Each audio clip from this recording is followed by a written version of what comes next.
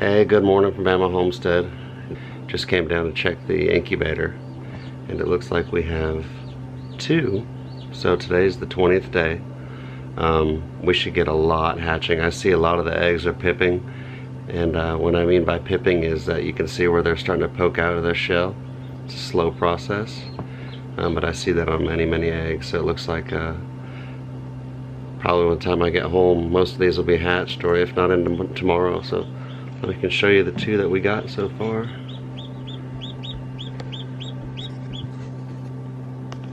There's one back there, and the other one, let me show you here.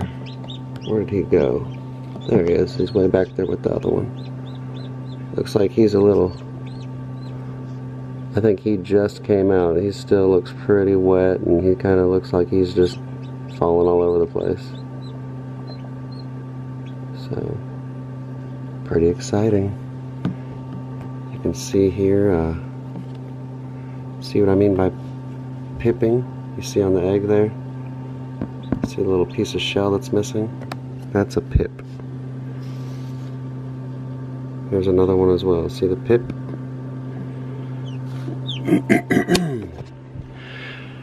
But anyway, just thought I'd let you guys see that. I'm headed off to work. And I hope you guys have a great day. We'll see you later. Hey guys, I just got home from work, and looks like we've got about 15 or 16 chicks that have hatched. We're still waiting on some more, but got quite a load of them here. I'll show you. Look at these adorable little things. Got some silky mix, we got some silkies in here, and the rest of them are just some red cinnamon mixes, as I like to call them. See, there's a silky there. You see his black skin underneath the fur feathers. See, he's all black. Oops, I'm sorry. He's all black underneath there. Silkies are all black and 5-toed. Hey guys. Man, I love hatching chicks. I'm so excited about it. I did order some turkeys that'll be here in early May, so I'm pretty excited about that as well. This little guy's tuckered out. It's very common for these guys. These guys are less than a day old. They will hop around for 5 minutes and they will just lay down and rest because they get tired so easy. In a couple more days they'll be a lot more rambunctious. Right now they are just trying to stay warm and huddle up next to each other. So this is all pretty natural to them. So I did some research today. Well, I've been doing research for a while, but I actually pulled the trigger today. I bought apple trees, peach trees, blueberry, pecan trees, and plums. And we've been wanting to do this for so long that we just finally we put it off year after year. I don't know why, but we went ahead and got them coming today. So our whole goal is to create kind of like our own, orchard, so to speak, here at the house. And all those trees that I just mentioned, those we'll get them in the ground, and they'll start to bear fruit or nuts with the pecans in about 3 to 4 years, just depending on which variety it is. But I got about 2 of each. Some of them are self-pollinators, some of them are cross-pollinators, and those of you that know what I'm talking about know that you have to have one type of a type 1 and one type of a type 2 plant for them to enable to bear fruit. So I'm pretty excited. I got dwarf trees, which means they're not going to grow full-size 30-foot trees. They're going to be really manageable 7-8 foot tall trees. So really excited. I've also got raspberries coming and blackberries coming, and just a whole smorgasbord of different fruit, different trees. So pretty excited about that. When they get here, we're gonna plot it out, and I've never grown trees like that. It's a learning experience for me, and I've been doing research on this for the past couple months, and just one of those things where I'm like, I'll get them next week, I'll get it next month, or it's no time like the present. If I keep pushing it off, I'm never gonna have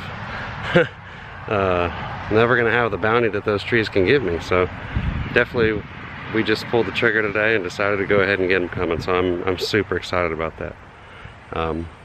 I've also talked to a few folks about some goats, so we're actually going to start construction on the goat enclosure. I have something that I was going to use for them, but I don't want to. I want to start from, I want something new. I want something nice for them. I mean, I've learned that goats are an investment. I mean, you can go, you know, on Craigslist or on Facebook or something and, you know, buy a goat from somebody's backyard from somewhere and spend $200 or $300 or something, but we're wanting to buy registered goats. And the reason being is, you know, it's just like buying any animal with papers. They're more valuable, they're registered. You know, at some point, if we want to have kids, you know, if we want the goats to have kids themselves and we want to sell them, they'll be registered as well, provided we use a registered male. And it's an investment in my eyes. You know, if I go spend more money on a registered goat, a milk goat, then, you know, down the line I can recoup the costs spent on those, or even if I don't, it's just in my mind I know that they're registered, they're tested and disease-free and healthy, and they come from an accredited organization, you know, that takes great pride in their animals, not necessarily a backyard breeder. Not that there's anything wrong with a backyard breeder, but you never know. So I'm pretty excited about that. I've talked to several farms and some friends of mine, and I have quite a few friends that own goats, and they're just helping me with all kinds of information. Let alone I've got 4 or 5 highly recommended goat books that I've read from cover to cover, and I'm reading again. So I'm super excited to start that leg of our journey, because it's just something we've been wanting to do that for quite a while. So I'm hoping in May, I think May, a lot of the things is going to come together. We'll get the turkeys in, and hopefully we'll get the goats here. I know we'll get the goats here, and just kind of expand what we're doing back here. So pretty excited about all that. So in talking about the fruit trees, my dilemma is this. I have several large open fields that I can put them in. You know, I want them to be by the house, and you know, we're going to be switching over to a well. We're going to have a well drilled here, God, I hope in the next couple months. So I'm not really worried about watering them, but I'm wondering, you know, we're on a septic system here, and we have field lines that go out over a field, and maybe some of you out there have better knowledge of this than I do. But, you know, and the septic system was just redone. It had a complete overhaul about a month ago. So we've got the turtle back style field lines, if you know what I'm talking about. And we've got 4 of them that go out like 75 or 100 feet.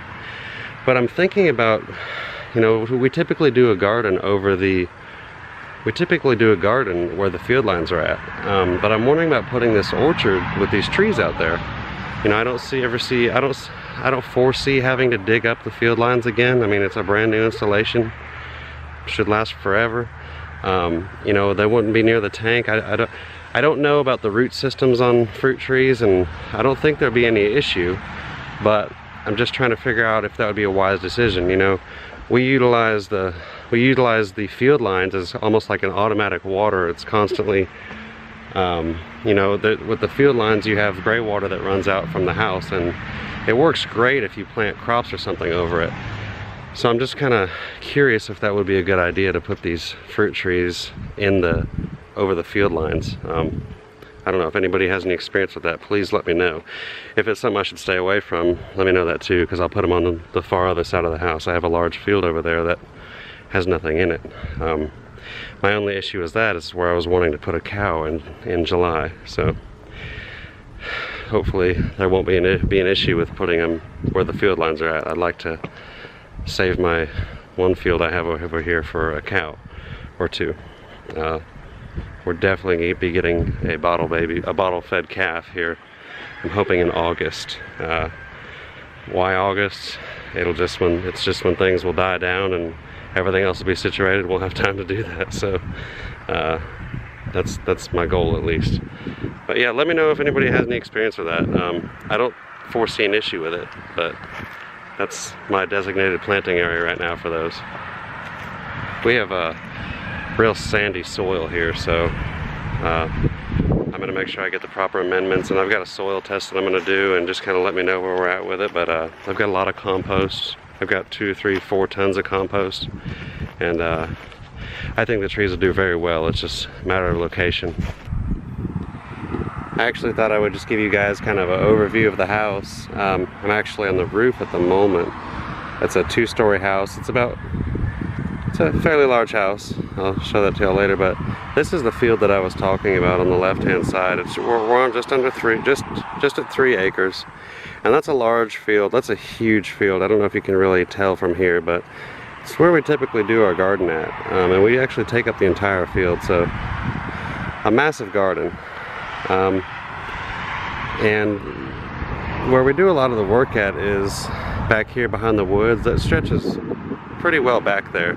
You can't see it. There's a driveway there that goes back in there, and there's one of our mini coops where the silkies are broody at. But we're actually going to start thinning out the woods back there and creating some more land for us to do things at. And so that was the one side that I was talking about. And then let me take you over to the other side. There's actually behind the house, and that stretches back the road. There's a lot of, not wasted space per se, but just space that is behind. Wait for that large log truck. Not wasted space, but a lot of space that is behind those wood, you know, buried, covered in woods, that we're actually gonna free up a little bit, clear up and free up, so we can utilize more of our land. So, and this is the balcony that's getting redone. In the last video you saw where we were taking off the bottom plywood, and this whole deck is getting redone here shortly, and we're redoing the this wrought iron railing. And I don't like that wrought iron railing. Make sure I don't fall and break my neck. So this is the other side that I was talking about, and there's our neighbors that had the big bonfire going in one of my old videos. But see, you can see where the field line construction was at. I mean, that's a huge field. It's kind of deceiving from up here, but you know, I would love to turn that into an orchard, provided that it won't interfere with the field lines. I don't think it will. It's probably what we'll likely do. You know, I'm kind of crazy. I'd like to utilize all the space, but who knows. So I just figured I'd give you guys kind of an overview of what the area looked like. Our next task at hand is thinning up a lot of these woods behind here, and like I told y'all, we're going to be planting a living barrier of Leyland cypress trees, so looking forward to getting that done. See, the house actually forms a U shape. It's kind of messy down there right now, but such is everyone's homes. And the back there is where the animals and shed and everything's at. So, what'd you say? Where is he? Where's he? Don't open that. Don't close it. Close it. Close it. Don't open it. Is he dry? Huh? Is he dry? There's 2 of them. There's one back there. There's another one back there somewhere. I think he's taking it easy. You want to go look at the ones in the garage? I want to put in there. You want to put them in there? They got to dry off first. Okay. Nico, What you think? that's the daddy, and that's mine. That's the son for. Oh yeah. How many chicks are in there? 5. 5? Almost. Are you gonna raise those chicks? Yeah. Are you gonna raise the chicks? No, those chicks are gonna go to Sean. Remember, we hatched them for him. We're gonna keep the silkies, about 4 or 5 of them, but the rest of them are gonna go to Sean. Silkies? Remember the fuzzy ones? Remember the one you don't like, the rooster? That's a silky. That's a silky from a white one in packs. Yes. What'd you do today? I don't know. You don't know what you did? You went to school today, didn't you? What'd you learn? Cousin drink. Huh? Cousin drink. You learned what? Cousin drink. Silly goose. Silly goose. I still didn't hear you. Do you have fun at school? Okay, why don't we get these for the sun? Hmm? Why we're gonna because Sean wants to raise some chickens, so he asked me to hatch them for him. Yeah. We're gonna do another batch after these ones. Actually, I don't think we're gonna hatch anymore. I think we're gonna get some Cornish, some meat chickens. I want them inside chickens.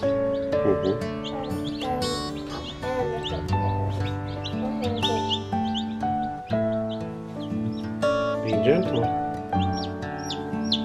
Put your other hand underneath it. Put your hand underneath. There you go. Pick him up. Hold him with 2 hands. 2 hands. What's his name? His name is Canberra. Canberra? Well, that's a unique name for a chick. What color is he? Black. Yeah. Okay, buddy, let's put him back so he gets warm. Look at him. He said, "Where's my friends at?" Huh? What's he say? He said he was looking for his friends. That's why he was chirping. He's in there. He's in there. You mean that's his friend?